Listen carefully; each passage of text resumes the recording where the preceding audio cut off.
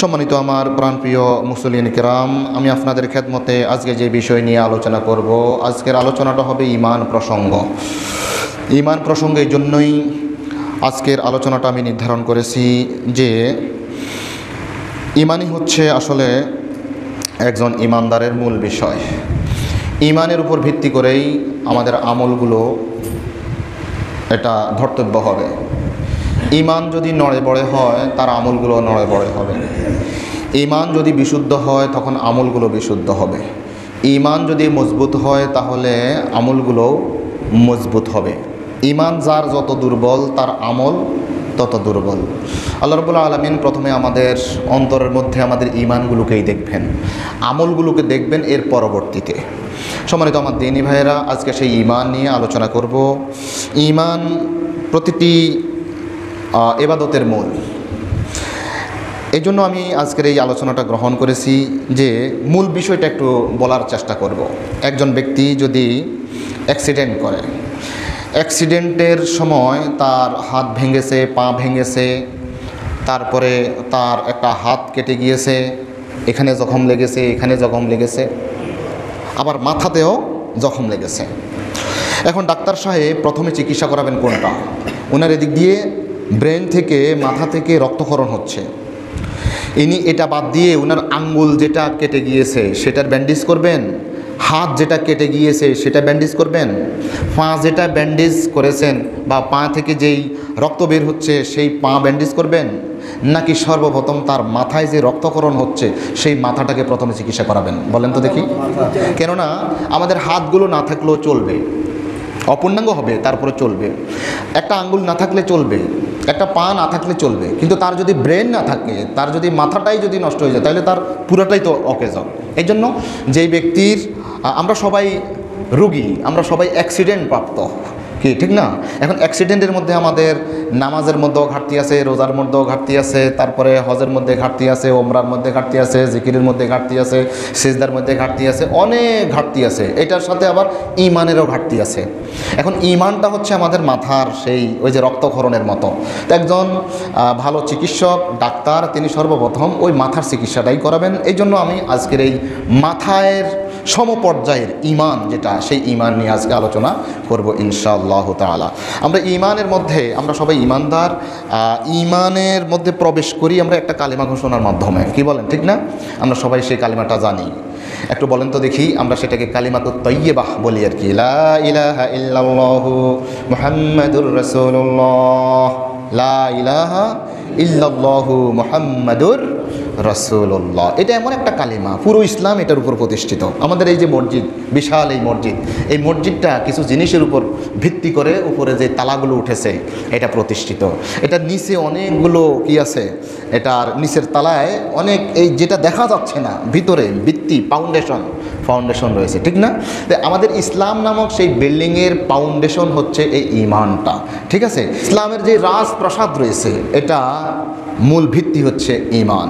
ঈমানটা এমন একটা জিনিস, একজন ব্যক্তি সারা জীবন আল্লাহ ছাড়া গায়রুল্লাহর ইবাদত করেছে, মূর্তি পূজা করেছে, তারপরে গাছ পূজা করেছে, সূর্য পূজা করেছে, লাত, মানাত, উজ্জা, হবল, সরস্বতী, এরপরে দুর্গা, বিভিন্ন ধরনের মূর্তি পূজা করেছে।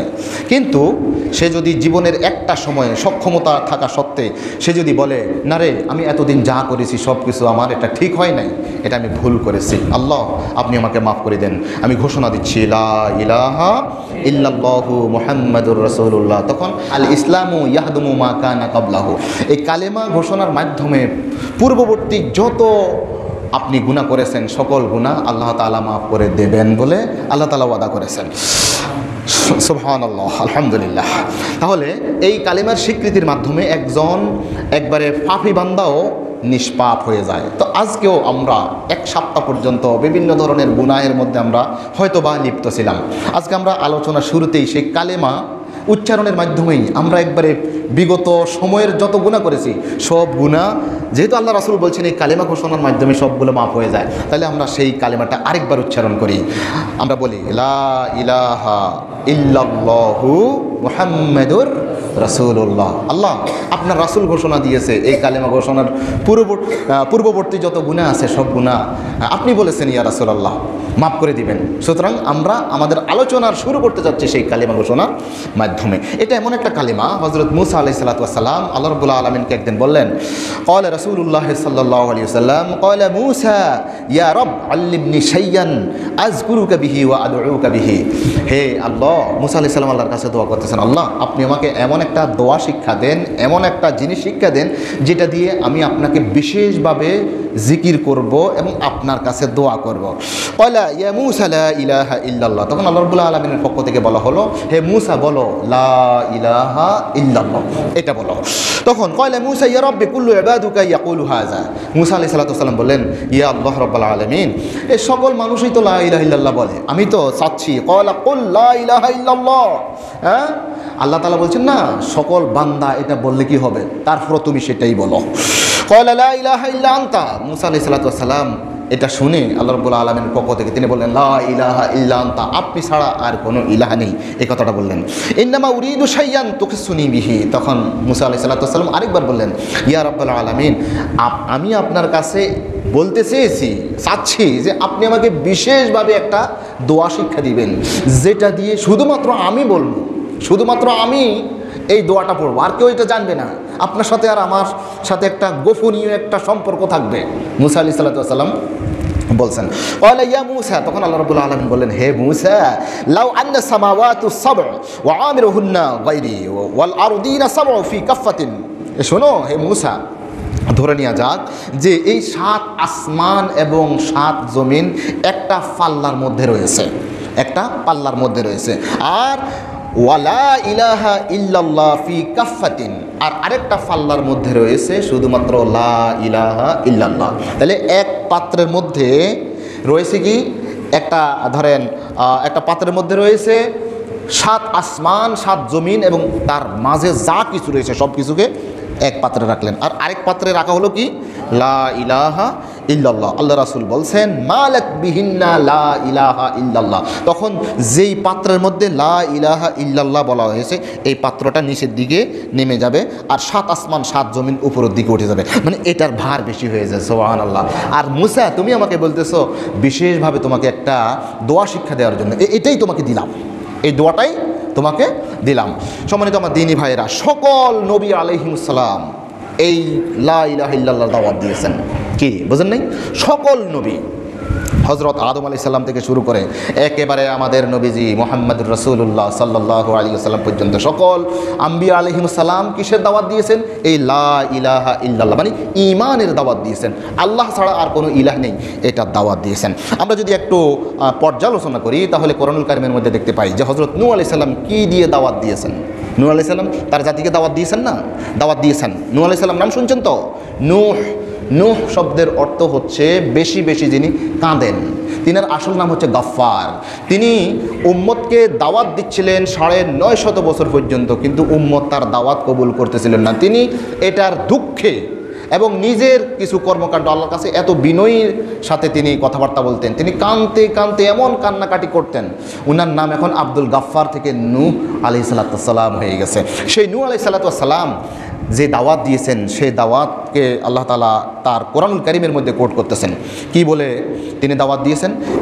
লাকাদ আরসালনা নূহান, আমি নূহ আলাইহিস সালামকে প্রেরণ করেছি ইলা কওমিহি, তার জাতির নিকট। ফাকালা ইয়া কওমি ইবুদুল্লাহ, তিনি তার জাতিকে আহ্বান করেছিলেন, হে আমার জাতি তোমরা আল্লাহ রাব্বুল আলামিনের কি করো? ইবাদত করো। মা লাকুম মিন ইলাহিন গায়রুহু, তিনি ছাড়া তার আর কোনো ইলাহ নেই, তিনি ছাড়া আর কোনো ইলাহ নেই, তিনি ছাড়া আর কোনো ইলাহ নেই। এরপরে হযরত হুদ আলাইহিস সালাম যেই দাওয়াতটা দিচ্ছেন তিনিও সেই একই কথা বলেছিলেন, ওয়া ইলা আদিন আখাহুম হুদা, আর আদ জাতির নিকট হুদ আলাইহিস সালামকে আমি প্রেরণ করেছিলাম। ফাকালা ইয়া কওমি ইবুদুল্লাহ মা লাকুম মিন ইলাহিন গায়রুহু, তিনিও একই কথা বললেন, হে আমার জাতি তোমরা একমাত্র আল্লাহ রাব্বুল আলামিনের ইবাদত করো। মা লাকুম মিন ইলাহিন গায়রুহু, তিনি ছাড়া আর কোনো ইলাহ নেই। তাহলে এখানেও তিনি কি বললেন? মা লাকুম মিন ইলাহিন গায়রুহু, তিনি ছাড়া আর কোনো ইলাহ নেই। দেখেন এখানেও আমরা যেটা লা ইলাহা ইল্লাল্লাহ, আল্লাহ ছাড়া আর কোনো ইলাহ নেই, এই কথাটাও হজরত মুসা আলাইহিস সালাম কি হজরত হুদ আলাইহিস সালাম তার জাতিকে একই কথাই বলছিলেন। কেমন ঠিক না? তাহলে কি হলো? তাহলে হুদ আলাইহিস সালামও একই কথাটাই বলছেন। এরপরে হজরত সালেহ আলাইহিস সালাম কি বলছেন? হজরত সালেহ আলাইহিস সালামও বলছেন ওয়াইলা সামুদ আখাহুম সালিহা, আর আমি সামুদ জাতির নিকট সালেহ আলাইহিস সালামকে পাঠিয়েছিলাম। তিনি এসে কি বললেন? ক্বালা ইয়া কওমি ইবুদুল্লাহা মা লাকুম মিন ইলাহিন গায়রুহু। তিনি এসেও ঠিক একই কথাই বললেন, হে আমার জাতি, হে আমার জাতি, তোমরা একমাত্র আল্লাহ রাব্বুল আলামিনের ইবাদত করো। মা লাকুম, তোমাদের নাই, মিন ইলাহিন গায়রুহু, তিনি ছাড়া অন্য কোনো ইলাহ তোমাদের নেই। তাহলে হযরত সালেহ আলাইহিস সালাম একই দাওয়াত দিচ্ছেন, হে আমার জাতি, তোমরা একমাত্র আল্লাহ রাব্বুল আলামিনের ইবাদত করো, তিনি ছাড়া আর অন্য কোনো ইলাহ নেই। তাহলে আমরা যেটা লা ইলাহা ইল্লাল্লাহ বলি, হযরত সালেহ আলাইহিস সালাম সামুদ জাতিকে ঠিক একই দাওয়াতই দিয়েছিলেন। এরপরে হযরত শুআইব আলাইহিস সালাম তিনি কি বলছেন? তিনিও ঠিক একই কথাই বলেছিলেন, ওয়া ইলা মাদিয়ানা আখাহুম শুআইবা, আর মাদায়েনবাসীদের নিকট আমি কাকে পাঠালাম? হযরত শুআইব আলাইহিস সালামকে পাঠালাম। তিনি বললেন কি? ক্বালা ইয়া কওমি ইবুদুল্লাহা মা লাকুম মিন ইলাহিন গায়রুহু, তিনিও ঠিক একই কথাই বললেন, হে আমার জাতি, ইয়া কওমি ইবুদুল্লাহ, তোমরা একমাত্র আল্লাহ ইবাদত করো, মা লাকুম মিন ইলাহিন গায়রুহু, তিনি ছাড়া তোমাদের আর কোনো ইলাহ নেই। তাহলে শুআইব আলাইহিস সালামও ঠিক লা ইলাহা ইল্লাল্লাহর দাওয়াত দিয়েছেন। হযরত ইব্রাহিম আলাইহিস সালাম তিনি যেটা বলেছিলেন সেটাও ঠিক একই ধরনের, তবে এই ইবাদতের মধ্যে নেই, আরেক ধরনের ইবাদত চেঞ্জ করে আল্লাহ রাব্বুল আলামিন বলছেন। তিনি যেটা দাওয়াত দিয়েছিলেন ঠিক একই ইলাহের দাওয়াত দিয়েছিলেন। তিনি তার পিতা আজরকে বলছিলেন, ওয়া ইন ক্বালা ইব্রাহিমু লি আবিহি আযার আতাত্তাখিযু আসনামান আলিহা ইন্নী আরাকা ওয়া কওমাকা ফি দালালিম মুবিন। হযরত ইব্রাহিম আলাইহিস সালাম সেই সময়টা স্মরণযোগ্য, আল্লাহ তাআলা বলছেন সেই সময়টা স্মরণযোগ্য যখন ইব্রাহিম তার পিতাকে বলছিল, আতাত্তাখিযু আসনামান আলিহা, আপনি কি এই সকল মূর্তিকে আপনার ইলাহ, আপনার মাবুদ হিসেবে গ্রহণ করবেন? ইন্নী আরাকা ওয়া কওমাকা ফি দালালিম মুবিন, আমি আপনাকে এবং আপনার জাতিকে আমি দেখতেছি যে সুস্পষ্ট গুমরাহির মধ্যে রয়েছেন, পথ হারা অবস্থায় রয়েছেন। তাহলে দেখেন এখানেও আতাত্তাখিযু আসনামান আলিহা, আপনি কি মূর্তিকে আপনার ইলাহ হিসেবে গ্রহণ করবেন, এই কথাটা বলেছেন। মানে এই মূর্তি কখনো ইলাহ হতে পারে না, একমাত্র ইলাহ হচ্ছে কে? আল্লাহ। ইব্রাহিম আলাইহিস সালাম সেই কথাটা দাওয়াত দিয়েছেন। হযরত ঈসা আলাইহিস সালাম কি দাওয়াত দিয়েছেন? ঠিক একই কথা। উনার প্রসঙ্গে বলা হচ্ছে যে হে ঈসা, আল্লাহ রাব্বুল আলামিন পরকালে বলবেন, হে ঈসা, আপনি কি কথা বলেছিলেন আপনার জাতিকে যে আমাকে ব্যতীত, আল্লাহকে ব্যতীত আপনাকে এবং আপনার মাকে ইলাহ হিসেবে গ্রহণ করুন, এই কথা কি এই দাওয়াত দিয়েছিলেন? না না না আল্লাহ, আমি তো এটা বলি নাই, আমি যা বলেছি সেটা তো আপনি শুনেন, আপনি তো আল্লাহুল গায়্যুব, আমি যা বলেছি আমি বলেছি আল্লাহ ছাড়া আর কোনো ইলাহ নেই। এই কথাটা আল্লাহ রাব্বুল আলামিন বলছেন, ওয়া ইন ক্বালাল্লাহু ইয়া ঈসা ইবনু মারইয়াম আআনতা কুলতা লিন-নাসি ইত্তাখিযুনি ওয়া উম্মিয়া ইলাহাইনি মিন দুনিল্লাহ। আল্লাহ রাব্বুল আলামিন বলবেন, হে ঈসা ইবনে মারইয়াম, হে মরিয়মের পুত্র ঈসা, আনতা কুলতা লিন-নাস, তুমি কি মানুষদেরকে এই কথা বলেছিলে, এই দাওয়াত দিয়েছিলে, ইত্তাখিযুনি ওয়া উম্মিয়া ইলাহাইনি, তোমরা আমাকে আর আমার মাকে দুইটা ইলাহ, মানে আমি একটা ইলাহ আর আমার মা আরেকটা ইলাহ, যারা আনুগত্য করা হবে, যারা ইবাদত করা হবে, তুমি কি এই দাওয়াত দিয়েছিলে? মিন দুনিল্লাহ, আল্লাহ ছাড়া আমাকে ইলাহ গ্রহণ করো, এরপর আমার মাকে ইলাহ হিসেবে গ্রহণ করো, তুমি কি এটা বলেছিলে? না না না, এটা বলা হয় না। তখন হযরত ঈসা আলাইহিস সালাম বলবেন, আল্লাহ, আমি যা বলেছি সেটা আপনি শুনেছেন, আমি বলেছি একমাত্র আপনি হচ্ছেন ইলাহ, ইবাদত হবে একমাত্র আপনার, এই কথাটাই বলেছিলাম। এরপরে একবারে সর্বশেষ আমাদের নবীজি হযরত মুহাম্মদুর রাসূলুল্লাহ সাল্লাল্লাহু আলাইহি ওয়াসাল্লাম তিনি কি দাওয়াত দিয়েছিলেন? সেই দাওয়াতটা হচ্ছে, ইয়া আইয়ুহান নাস কুলু লা ইলাহা ইল্লাল্লাহ তুফলিহু, হে মানব মণ্ডলী, তোমরা বলো লা ইলাহা ইল্লাল্লাহ তুফলিহু, তাহলে তোমরা সফল কাম হয়ে যাবে। তাহলে আমাদের নবীজিও ঠিক একই দাওয়াত দিয়েছেন। তাহলে আমি যে কথাটা বলছিলাম, সকল নবী আলাইহিস সালাতু ওয়াস সালাম এ লা ইলাহা ইল্লাল্লাহ এর দাওয়াত দিয়েছেন, ঈমানের দাওয়াত দিয়েছেন। আচ্ছা বলেন তো দেখি যে লা ইলাহা ইল্লাল্লাহ এটার অর্থটা কি? সকল নবী আলাইহিমুসসালাম যে দাওয়াত দিয়েছেন এটা দ্বারা তিনারা আসলে কি বুঝাইছেন? হ্যাঁ, আসলে কি বুঝিয়েছেন? লা ইলাহা ইল্লাল্লাহ এটার অর্থটা কি? এটার সাধারণ অর্থ আমরা সাধারণভাবে বলি যে সাধারণ মানুষরা যেটা বলে যে লা ইলাহা ইল্লাল্লাহ মানে আল্লাহ ছাড়া কোনো ইলাহ নেই, অথবা বলা হয় লা ইলাহা ইল্লাল্লাহ আল্লাহ ছাড়া আর কোনো মাবুদ নাই। কি ঠিক না? আর কোনো মাবুদ নাই। কিন্তু আপনি আশ্চর্য হয়ে যাবেন, আজকে আমি আপনাদেরকে একটু ভিন্ন একটা কথা বলবো, যে আল্লাহ ছাড়া আরও অনেক ইলাহের দাবিদার রয়েছে, যিনারা নিজেদেরকে ইলাহ হিসেবে সমাজের মধ্যে প্রতিষ্ঠিত করতে চেয়েছিলেন। একবারে যুগ থেকে যুগান্তর পর্যন্ত সবাই নিজেদেরকে অনেকেই নিজেদেরকে ইলাহ হিসেবে প্রমাণ করতে চেয়েছিলেন।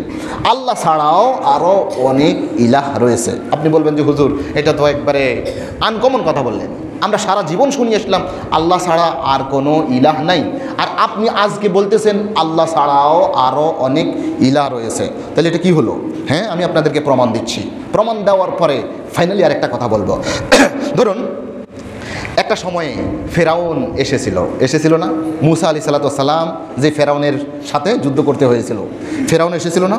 সেই ফেরাউন কি দাওয়াত দিচ্ছেন দেখেন। মুসা আলাইহিস সালামকে কেমন ধমক দিচ্ছেন।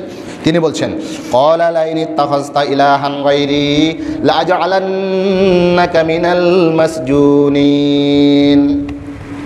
হে মুসা, তুমি যদি আমাকে ব্যতীত আর কাউকে ইলাহ হিসেবে গ্রহণ করো তাহলে অনেকের মতো তোমাকেও জেলখানার মধ্যে পুরে দেব, জেলখানার মধ্যে ঢুকিয়ে দেব। দেখেন ক্বালা লাইন ইত্তাখাযতা ইলাহান গায়রি, কোথায় পাবেন? সূরা শুআরা 29 নং আয়াত। আল্লাহ তাআলার কথা কখনো মিথ্যা নয়। আল্লাহ তাআলা বলছেন যে মুসা আলাইহিস সালামকে উদ্দেশ্য করে ফেরাউন যে কথাটা বলেছিল সেটা হচ্ছে ক্বালা লাইন ইত্তাখাযতা ইলাহান গায়রি। হে মুসা, তুমি বলছো তোমার আল্লাহ হচ্ছেন, তোমার ইলাহ হচ্ছেন আল্লাহ। শোনো, আমাকে ব্যতীত আর কাউকে যদি তুমি ইলাহ হিসেবে গ্রহণ করো, আমাকে ব্যতীত আর কাউকে ইলাহ হিসেবে যদি গ্রহণ করো, লাআজআলান্নাকা মিনাল মাসজুনিন। মাসজুন মানে জেলের মধ্যে ঢুকে যারা পড়ছে, গলে যাচ্ছে, যারা নির্যাতিত হচ্ছে, এদেরকে বলা হয় মাসজুন। সিজনুন মানে জেলখানা, তোমাকে আমি জেলখানার মধ্যে ঢুকিয়ে দেবো, খবরদার। তাহলে এই আয়াতের মধ্যে আমরা কি পাচ্ছি? যে ফেরাউন নিজেকে ইলাহের দাবি করেছিল। তাহলে ইলাহ রয়েছেন, আল্লাহ ছাড়া ইলাহের দাবিদার কে? ফেরাউন নিজেকে ইলাহের মানে আল্লাহর যেই ক্যাটাগরি, আল্লাহর যেই কাজ, সেই কাজটাই সে করতে চাচ্ছে। আল্লাহর যেই দাবি, ইবাদত পাওয়ার যে দাবি, আনুগত্য পাওয়ার দাবি, ঠিক একইটা দাবি করেছিল ফেরাউন।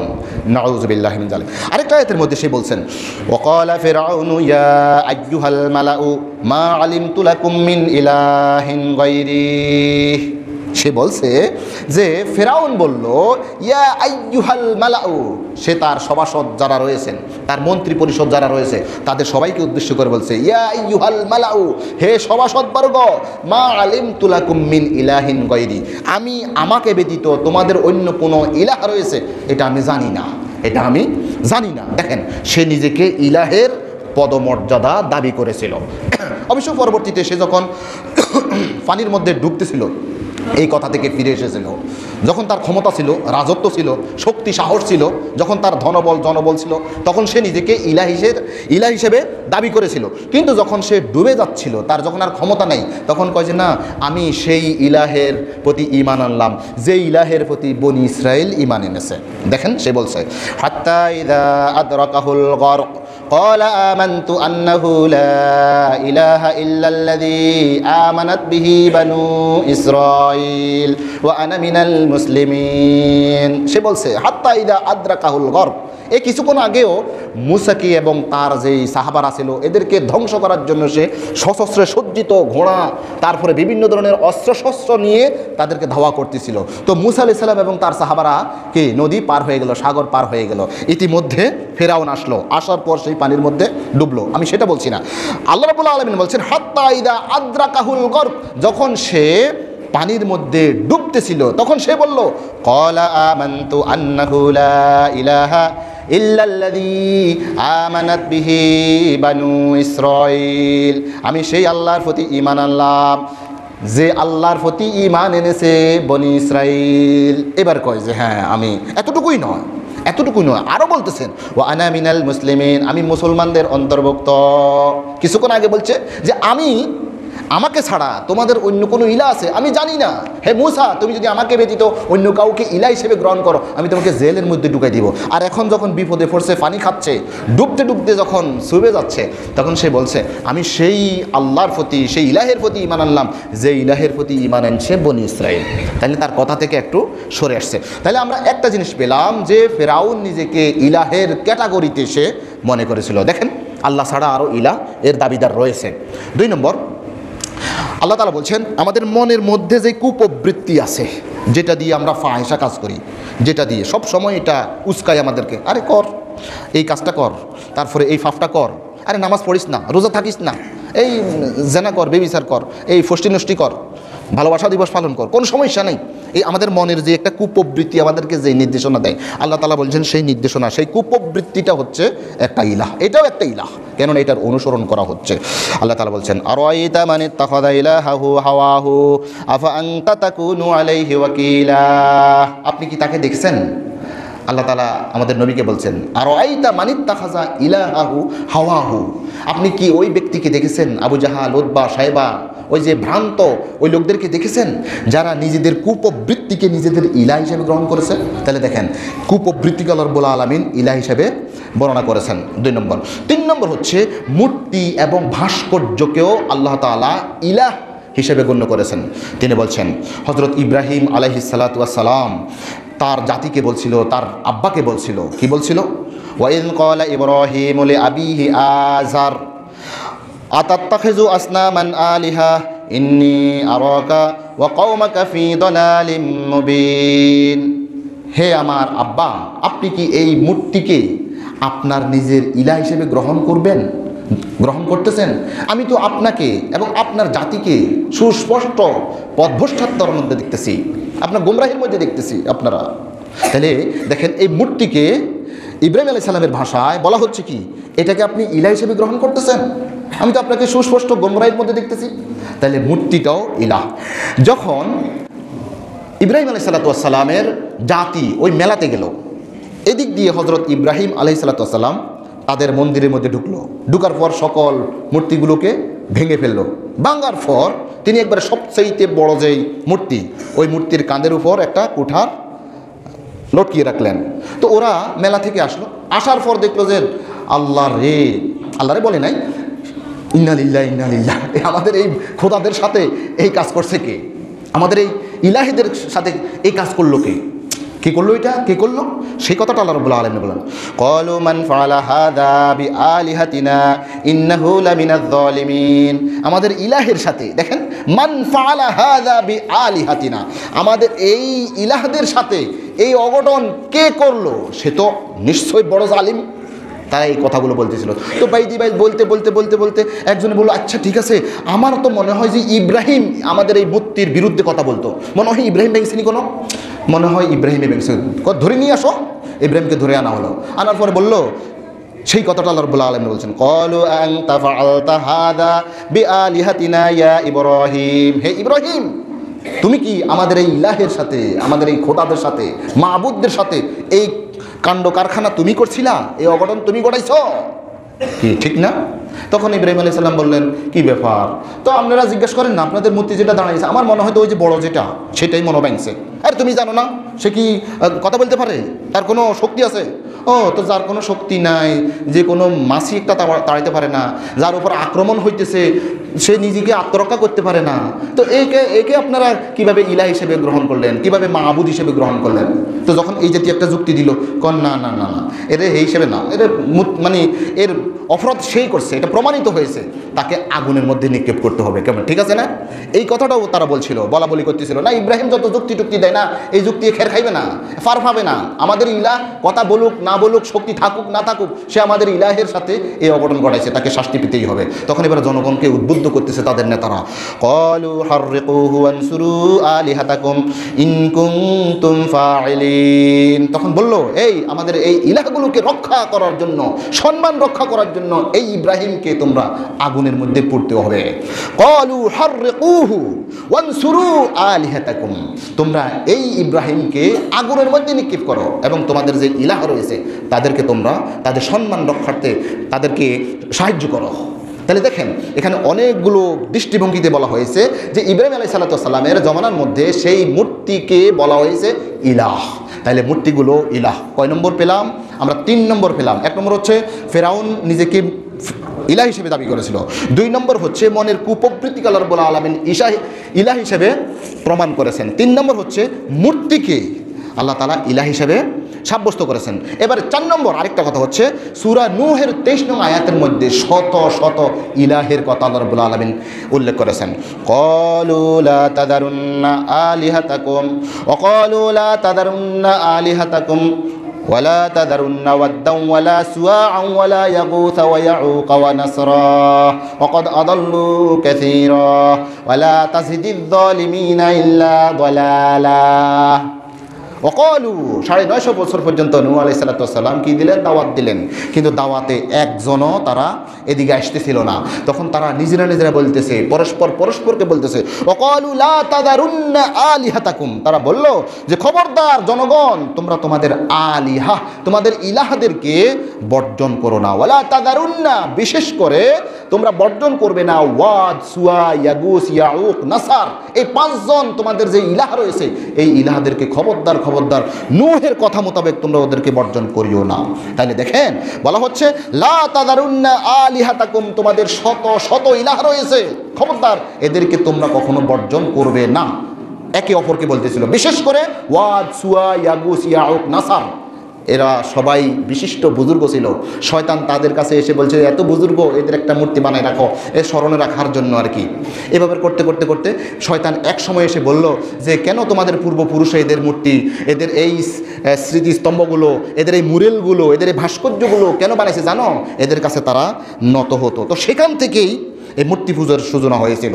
সম্মানিত আমার দিনী ভাইরা, তাহলে সূরা নূহের 23 নং আয়াতের মধ্যে আমরা দেখতে পাচ্ছি যে ওয়াদ, সুয়া, ইয়াগুস, ইয়াউক, নাসার এগুলো সব ইলাহ হিসাবে ওই সময়ের জন্য সাব্যস্ত ছিল। কয়টা বললাম? 4টা বললাম। এবারে আসেন 5 নম্বর, যেটা আল্লাহ তাআলা পীর ফকির, যারা পীর বুজুর্গ, যাদের কথাকেই জনগণ মনে করে যে এটাই কোরআন। এবার হুজুরদের বিরুদ্ধে পীর ফকির দরবেশ যারা আছে এদের কথাও যদি আপনি একবার অন্ধভাবে যদি বিশ্বাস করেন তখন সেটাও এদেরকে ইলাহ হিসেবে গণ্য করার নামান্তর হবে।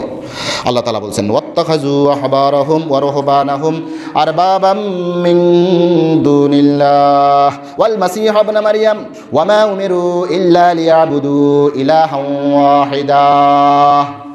আল্লাহ তাআলা বলছেন যে এরা ওয়াত্তাখাযু, এই আহলে কিতাবরা, ইহুদি এবং নাসারারা তাদের পীর পুরোহিতদেরকে, আলেম ওলামাদেরকে তারা রব হিসেবে গ্রহণ করছে। কি হিসেবে? রব, খোদা হিসেবে, মানে আল্লাহর ক্যাটাগরিতে রাখছে। মিন দুনিল্লাহ, আল্লাহ ব্যতীত। ওয়াল মাসীহ ইবনে মারইয়াম, এবং হযরত মসীহ আলাইহিস সালাম মানে ঈসা আলাইহিস সালামকে তারা খোদায়ের মতো মনে করত। ওয়া মা উমিরু ইল্লা লিয়াবুদু ইলাহান ওয়াহিদ, অথচ তাদেরকে একমাত্র এক ইলাহের ইবাদত করার জন্য নির্দেশনা দেওয়া হয়েছিল। এই আয়াত প্রসঙ্গে হযরত আদি ইবনে হাতেম তয়ী আগে মুশরিক ছিল, পরবর্তীতে সে যখন ইসলাম গ্রহণ করলো, ইসলাম গ্রহণ করার পর আমাদের নবীজির কাছে আসলেন, এসে বললেন ইয়া রাসূলুল্লাহ, আমি এই কথাটা বুঝতেছি না যে কোরআনুল কারীমের মধ্যে আসছে সূরা তাওবা 31 নং আয়াত, এই আয়াতের মধ্যে বলা হচ্ছে যে আমরা নাকি আমাদের আলেম ওলামা, পীর, দরবেশ এদেরকে নাকি আমরা আল্লাহর মতো মনে করেছি, আর বাব রব মনে করেছি, ইলাহের মতো মনে করেছি। এটা তো বুঝলাম না, কই আমরা তো এরকম করি নাই। আপনি আমাদের ইলাহ, আপনি আমাদের আল্লাহ, আপনি আমাদের ইবাদত পাওয়ার যোগ্য, কই আমরা তো এটা বলি নাই। তখন আল্লাহ রাসূল আলাইহিস সালাম বললেন, আচ্ছা তোমাদের পীর ফকিররা, পীর দরবেশরা, আলেম ওলামারা যখন হালালকে হালাল বলতো, হারামকে হারাম বলতো, তোমরা সেটাই মনে করতা যে হুজুর বলছে হারাম বাস হারাম, হুজুর বলছে হালাল তো হালাল। এরকম না, তোমরা আর যাচাই বাছাই করো নাই যে তাওরাতের মধ্যে, ইনজিলের মধ্যে আল্লাহ রাব্বুল আলামিন কি বলছেন। হুজুর হয়তো বা উল্টা পাল্টা তো বলতে পারেন, তোমাদের সেই দৃঢ়তা নাই কেন যে এই কথাটা হুজুর যেখান থেকে বলছে আসলে কি কোরআন সম্মত কিনা, হাদিস সম্মত কিনা, তোমরা এটা যাচাই বাছাই না করে ওই হুজুর বলছে, পীর পুরোহিত বলছে, আলেম ওলামা বলছে, বাস এটার উপরেই তোমরা ভিত্তি করে হালালকে হালাল, হারামকে হারাম এভাবে করতা, এটা করতা নেই। হ্যাঁ ইয়া রাসূলুল্লাহ, আমরা এটা করতাম। আল্লাহ রাব্বুল আলামিন এই কাজটাকেই বলছেন যে তাদেরকে মাবুদ হিসেবে গ্রহণ করা, ইলাহ হিসেবে গ্রহণ করা। তাহলে আমরাও বলি না যে আমার কথা একবার চোখ বুঝে আপনি গ্রহণ করবেন, এটা কোনো আলেম ওলামা বলবে না, কুল আতিউল্লাহ ওয়া আতিউর রাসূল ওয়া উলিল আমরি মিনকুম, আতিউল্লাহ ওয়া আতিউর রাসূল ওয়া উলিল আমরি মিনকুম। আল্লাহ রাব্বুল আলামিন বলছেন তোমরা আল্লাহর আনুগত্য করবে আর রাসূলের আনুগত্য করবা। এই দুটোটা আনুগত্যের আগে দিয়ে আতিউ শব্দটা বলা হয়েছে, ওয়া উলিল আমরি মিনকুম, আর তোমাদের মধ্যে যারা নেতৃস্থানীয় ওলামা পীর বুজুর্গ রয়েছে তাদেরও তোমরা অনুসরণ করবে। তবে এখানে আতিউ শব্দটা ব্যবহার করা হয়নি। আতিউল্লাহ ওয়া আতিউর রাসূলা ওয়া উলিল আমরি মিনকুম, ওয়া আতিউ উলিল আমরি মিনকুম এভাবে বলা হয় নাই, কেননা আল্লাহর কথা রাসূলের কথা এটা হবে চোখ অন্ধ করে, চোখ বন্ধ করে সেগুলো অনুসরণ করতে হবে। আর পৃথিবীর যত ওলামায়ে কেরাম আছে, পীর বুজুর্গ আছে, তাদের কথা আল্লাহর কথার সাথে রাসূলের কথার সাথে মিলে কিনা এটা দেখে তাদের কথা অনুসরণ করতে হবে। যে কোন একজন আলেমের কথা আপনি চোখ বন্ধ করে আপনি মনে করবেন যে হ্যাঁ এটাই মনে হয় বড় হক, না এটা না। কোরআনুল কারীম থেকে তিনি বলছেন কিনা, হাদিস শরীফ থেকে বলছেন, শরীয়ত কি বলে সেটা কি, ওইটার উপর আপনি নির্ভরশীল হয়ে করবেন। যদি এভাবে অন্ধবিশ্বাসের সাথে কোনো একজন পীরের কথা আপনি যদি মান্য করেন তখন আপনিও বিভ্রান্ত হয়ে যাওয়ার আশঙ্কা রয়েছে। তাহলে এই জিনিসটাকেও আল্লাহ তাআলা ইলাহ হিসেবে গ্রহণ করা বলেছেন। এরপরে আরবের মুশরিকরা, আপনি দেখেন আরবের মুশরিকরাও ঠিক একই স্টাইলের, ওই পূর্ববর্তী এখনও যারা করে ওই যে সনাতনী ধর্ম, আমরা কোনো ধর্মের বিরুদ্ধে বলছি না, তবে তিনারা বলেন সনাতনী ধর্ম। সনাতনী মানে কি, একবারে প্রাচীন যুগ থেকে তো হযরত আদম আলাইহিস সালাম ছিল। আপনারা তারপরে শীষ আলাইহিস সালামের যুগ থেকে সর্বপ্রথম মূর্তি পূজার সূচনা হয়েছিল। তো এর আগে তো হযরত আদম আলাইহিস সালাম তো ছিলেন লা ইলাহা ইল্লাল্লাহ এর ধারক বাহক। তো আপনারা তো সেটা গ্রহণ করেন না। আপনারা যে এখন পর্যন্ত যেটা সরস্বতী বলেন, এরপরে লাত মানাত উজ্জা হবল দুর্গা শ্রীকৃষ্ণ আরও বিভিন্ন যে সকল আপনারা মূর্তিকে আপনারা পূজা করেন, বিদ্যার দেবী সরস্বতী, এরপরে যাইয়া দুর্গতি নাশিনী দুর্গা যেগুলো বলেন, এগুলো তো আপনারা নিজেদের বিবেক খাটালেও বুঝতে পারবেন যে না রে, এদের কাছে কোনো ক্ষমতা নাই, আমরা মানুষরাই এগুলোকে বানিয়েছি। কি ঠিক না? তাহলে সনাতনী ধর্ম যদি হয়ে থাকে ইসলামই হচ্ছে সনাতনী ধর্ম, কেননা হযরত আদম আলাইহিস সালাম থেকেই সেই ইসলামের সূচনা। এর অনেক পরবর্তীতে মূর্তির সূচনা হয়েছিল, আপনারা সেটাকে গ্রহণ করেই এসছেন যুগ থেকে যুগ, কাল থেকে কালান্তর পর্যন্ত। তাহলে দেখেন আরবের মুশরিকরাও ঠিক একই, লাত মানাত উজ্জা হবল আসিফ নাইলা এগুলো সব মূর্তির নাম। আপনারা জানেন যে কাবা শরীফের মধ্যে পর্যন্ত 360টা মূর্তি ঢুকানো হয়েছিল, ঠিক না? এক এক জাতি এক এক মূর্তির পূজা করত, এক এক গোত্র এক এক মূর্তির পূজা করত। কেউ যদি এভাবে মূর্তির কোনো সাজ না পাইতো তাহলে ঘরের কাবা শরীফের বাহিরে একটা পাথর বসাই দিত, ওই পাথর কাছে যাই পর্যন্ত তারা নম নম নম নম এগুলো বলতো। ওই টাইমে আমাদের রাসূল আসছেন, সেই টাইমে এসে আল্লাহ তাআলা তার রাসূলের মাধ্যমে যে কথাটা বলেছেন, তিনি বলছেন ওয়া ইলাহুকুম ইলাহুন ওয়াহিদ লা ইলাহা ইল্লা হুয়ার রহমানুর রহিম। ইলাহুকুম ইলাহুন ওয়াহিদ, তোমাদের যদি ইলাহ থেকে থাকে একমাত্র একজনই আছে, সেটা কি? লা ইলাহা ইল্লাল্লাহ। ওয়া ইলাহুকুম ইলাহুন ওয়াহিদ লা ইলাহা ইল্লা হুয়ার রহমানুর রহিম। আল্লাহু লা ইলাহা ইল্লা হুয়াল হাইয়ুল কাইয়্যুম ওয়াল্লাহুল্লাযী লা ইলাহা ইল্লা হু। এভাবে বিভিন্ন আয়াতের মধ্যে আল্লাহ রাব্বুল আলামিন তার রাসূলের মাধ্যমে বলিয়েছেন। মুহাম্মাদুর রাসূলুল্লাহ যে দাওয়াত দিয়েছিলেন সেটাও লা ইলাহা ইল্লাল্লাহ। তিনি বলছেন, হে আমার জনগণ, এত ইলাহের কেন তোমরা ইবাদত করছো? ইবাদত হবে একমাত্র আল্লাহর। তখন মানুষরা মনে করতো কি ব্যাপার, আমরা এতগুলো ইলাহ এতগুলো মাবুদের আমরা ইবাদত করতে করতে কোমর বাঁকা হয়ে যাচ্ছে, তারপর আমরা স্বস্তির মধ্যে থাকতে পারতেছি না, শান্তির মধ্যে থাকতে পারতেছি না, আর এই মুহাম্মদ এসে বলতেছে মাত্র এক ইলাহ। কি ব্যাপার, এত শত শত হাজার হাজার ইলাহের পূজা করে আমরা পাই না, 33 কোটি দেবতার পূজা করে আমরা পাই না, আর মুহাম্মদ বলতেছে মাত্র একটা ইলাহের ইবাদত করতাম। এটা তো আশ্চর্য বিষয়। আজআলাল আলিহাতা ইলাহান ওয়াহিদা ইন্না হাযা লাশাইউন উজাব। এই মুহাম্মদ কি এত ইলাহকে এক ইলাহের মধ্যে পরিণত করতেছে? এটা তো আশ্চর্যের বিষয়। সম্মানিত আমার দ্বীনী ভাইরা, তাহলে দেখেন আমি যেই কথাটা বলছিলাম যে লা ইলাহা ইল্লাল্লাহ, আমরা সবাই জানি এটার অর্থ হচ্ছে আল্লাহ ছাড়া কোনো মাবুদ নাই। কিন্তু আমি এখন প্রমাণ করেছি আল্লাহ ছাড়াও আরও অনেক বরং হাজার হাজার ইলাহ রয়েছে, 33 কোটি দেবতা ইলাহ রয়েছে। তবে সকল ইলাহ ভ্রান্ত। সকল ইলাহ যারা নিজেদেরকে দাবি করে যে আমরা হচ্ছি ইলাহ, তাহলে এরা হচ্ছে হাইজাকার, ইলাহের হাইজাকার, মানে ইলাহ হওয়ার মতো নয়। ফেরাও নিজেকে ইলাহ বলেছে, আসলে সে ইলাহ হওয়ার যোগ্য নয়, প্রকৃত ইলাহ সে নয়, ইলাহের দাবিদার। তাহলে যতজন এই পৃথিবীর মধ্যে ইলাহের দাবি করেছে সকল ইলাহ হচ্ছে ভ্রান্ত ইলাহ, আর প্রকৃত ইলাহ হচ্ছে কে? আল্লাহ। আমরা সেই কথাটাই বলছি, লা ইলাহা ইল্লাল্লাহু মুহাম্মাদুর রাসূলুল্লাহ। আর এই কথাটা আল্লাহ রাব্বুল আলামিন আরেকটা আয়াতের মধ্যে বলছেন, যালিকা বিআন্নাল্লাহা হুয়াল হক ওয়া আন্না মা ইয়াদউনা মিন দুনিহিল বাতিল। এটা এই জন্য যে আল্লাহই হচ্ছেন প্রকৃত ইলাহ, ওয়া ইন্নামা ইয়াদউনা মিন দুনিহিল বাতিল।